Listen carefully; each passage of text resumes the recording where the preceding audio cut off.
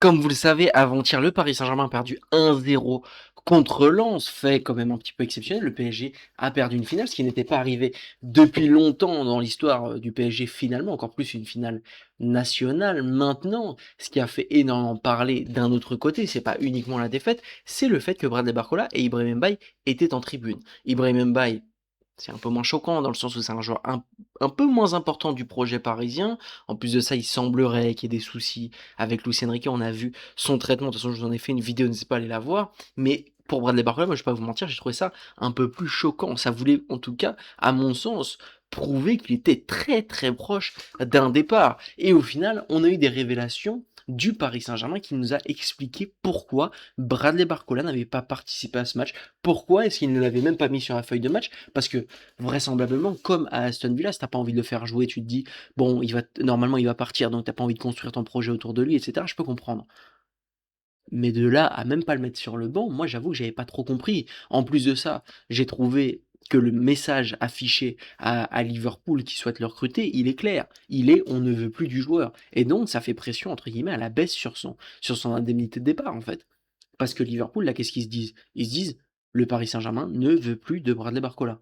Donc en fait, si le Paris Saint-Germain veut abuser en disant ouais, on veut pas qu'il parte en dessous des 140, 150 millions, bah en fait, on aura rien à dire en fait.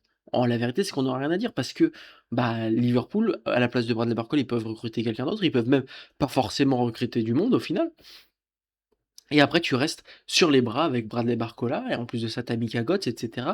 Ça peut être une situation un peu compliquée. Bref, dans cette vidéo, on va voir pourquoi le Paris Saint-Germain et Luis Enrique ont décidé de ne pas sélectionner Bradley Barcola pour la finale du Trophée des Champions contre Lens. À tout de suite, après l'intro. Footix parisien pour vibrer chaque jour. Les couleurs de Paris, c'est l'amour toujours.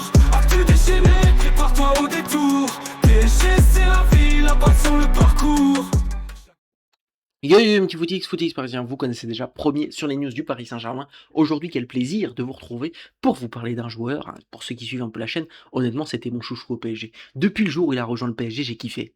Ouais, j'ai kiffé son style de jeu, vous voyez, un petit peu nonchalant, machin, hyper, avec beaucoup de vitesse. Mais je trouve que c'est pas, par exemple, c'est pas la même vitesse qu'un Kylian Mbappé. Vous voyez ce que je veux dire? C'est pas un joueur qui base non plus tout son jeu sur la vitesse. Oui, c'est une composante importante de son jeu, bien que Kylian Mbappé, au fur et à mesure du temps, il base plus du tout son jeu sur la vitesse. Mais tu avais quand même l'impression que Kylian Mbappé, à un moment donné dans sa carrière, c'était presque caricatural à quel point sa vitesse faisait tout son jeu. Vous voyez ce que je veux dire? Alors que là, Bradley Barcola, il y a également plutôt, je trouve, des très bons placements. Tu as également des bons retours défensifs, même si, malheureusement, un des grands problèmes et qui fait qu'au final, au même âge, il était beaucoup moins bon. Il est beaucoup moins bon que Kylian Mbappé ne l'a été. C'est sa finition devant le but. Voilà, Kylian Mbappé, c'est certainement le joueur avec la meilleure finition devant le but depuis bien longtemps, en tout cas dans le football. En tout cas, actuellement, c'est sûr. Les raisons de la mise à l'écart de Bradley Barcola. Bradley Barcola fait savoir au PSG qu'il ne comptait pas prolonger son contrat tant que son avenir ne sera pas éclairci. Le PSG va préserver son numéro 29. Également, hein, ça peut aussi être pour ça. Est-ce que le PSG ne se dit pas, faut surtout pas que Bradley Barcola se blesse? Ça peut aussi être ça, tout simplement. Ça peut être un truc aussi bête que ça. Parce que si Bradley Barcola, je sais pas, il se fait les croisés, ben Bradley Barcola, tout de suite, il va beaucoup moins intéresser Liverpool. Et tout de suite, je peux vous dire que là, ça devient un problème beaucoup plus important parce que ça voudra dire que Bradley Barcola, il a 2 ans de la fin de son contrat. Donc, c'est-à-dire que tu as envie de le vendre cet été. Bon, bah, s'il se fait les croisés là contre Lens, imaginons, hein, il s'était fait les croisés contre Lens, bah, c'est-à-dire que tu le vendras pas cet été. C'est-à-dire que tu le vendras pas cet hiver non plus. Ça veut dire qu'il va revenir l'année prochaine et ça veut dire que ça va être compliqué en plus de ça de le revendre l'année prochaine parce qu'il aura fait une saison pas du tout complète, etc., etc. Donc tu peux perdre beaucoup d'argent là-dessus. Ça se trouve c'est aussi pour ça. Bref, voyons voir ce que nous dit l'article. Ça sera l'un des dossiers chauds de la fin du mercato. Encore sous contrat jusqu'en juin 2028 avec le PSG. Bradley Barcola a fait savoir à ses dirigeants qu'il ne comptait pas prolonger son contrat. Après, il n'a pas dit non plus qu'il voulait quitter le PSG dès cet été, hein. Voilà, bon après il a un accord avec Liverpool, mais voilà, je pense vraiment que Bradley Barcola, s'il reste au Paris Saint-Germain une ou 2 saisons de plus, je pense que ça le choquerait pas non plus. Maintenant du côté du PSG, effectivement, tu ne peux pas garder un joueur aussi cher dans ton effectif où il lui reste 2 ans de contrat. Et voilà, en gros, si tu vends Bradley Barcola cet été, ça devrait être entre 130 et 140 millions d'euros. Si tu le vends l'année prochaine, ça devrait être quoi? 70. Et si tu ici par l'année d'après, ça sera zéro. Donc ça va pas le faire du tout. L'international français aimerait rejoindre Liverpool avec qui il a trouvé un accord pour un futur contrat. Il attendrait que les deux clubs trouvent un accord, mais n'ira pas au clash pour forcer son départ. Hier, l'ancien Lyonnais était présent dans le groupe du PSG contre Lens pour le Trophée des Champions, mais il n'a pas été coché sur la feuille de match. L'équipe indique que voir Bradley Barcola en tribune dimanche est un signal fort sur la volonté de Luis Enrique. Il souhaite pouvoir disposer d'éléments à 100% impliqués dans le projet parisien, c'est ce qui ne semble pas être le cas de l'international français. 28 sélections, 6 buts, bon ça c'est pas le débat actuellement. Et donc qu'a dit le Paris Saint-Germain à un journal aujourd'hui? C'est notre fils et on souhaite le protéger. Il y a des études qui montrent que lorsqu'un joueur est perturbé mentalement, le risque de blessure est plus élevé. Effectivement, c'est certainement lié au risque de blessure. Maintenant, si vraiment tu te soucies de sa santé et que t'as pas envie de faire de vagues, tu le mets sur le banc. Donc là, c'est une réponse, je pense, un peu pas totalement honnête. La vérité, moi je pense que le club a voulu faire une règle maintenant. Si t'es, vous voyez, comme entre guillemets, on l'avait fait avec Kylian Mbappé, même si c'était pas exactement la même chose, comme on le fait du coup aussi également avec Ibrahim Mbaye. Si tu ne souhaites pas prolonger et si tu n'es pas sûr de l'année prochaine être au Paris Saint-Germain, tu ne joueras plus. Et je pense qu'on va faire ça pour la suite, pour le reste de notre, en tout cas tant que Luis Enrique sera là. Et en fait, tu te rends compte quand même qu'on avait fait la même chose pour Kylian Mbappé. Faut pas oublier, hein, Kylian Mbappé qui a un an de son contrat, faut pas oublier qu'à un moment donné, il avait été mis au loft. C'est des contextes différents. À ce moment-là, le Paris Saint-Germain voulait pas le vendre comme maintenant, mais voulait le prolonger. C'est des contextes complètement différents. Mais quand tu te rends compte que tu l'avais fait à l'époque avec Kylian Mbappé, qui était potentiellement la plus grande star de ton équipe, bah, tu te rends compte qu'au final, le faire sur Bradley Barcola, c'est pas non plus hyper choquant. Parce qu'à l'époque, le poids médiatique et sportif que représentait Kylian Mbappé, c'est pas du tout le même poids qu'a Bradley Barcola aujourd'hui. Aujourd'hui, moi je trouve que le Paris Saint-Germain est bien meilleur sans Kylian Mbappé, il n'y a pas de problème, c'est pas le débat. Mais aujourd'hui, tu retires Bradley Barcola au Paris Saint-Germain, en vrai, on le sent pas tant que ça.